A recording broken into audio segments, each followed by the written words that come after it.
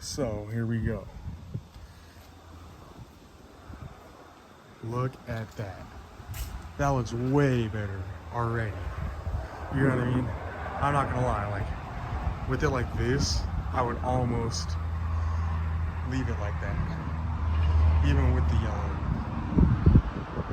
You know what I mean? But I still feel like,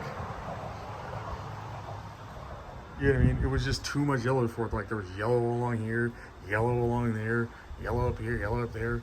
I need to fix this bar pad still. Fix the bar pad. Probably gonna, I don't know what color I'm gonna cover this in, either black or just a different color. At some point, I don't think it really matters. But man, look at that already. That looks way better.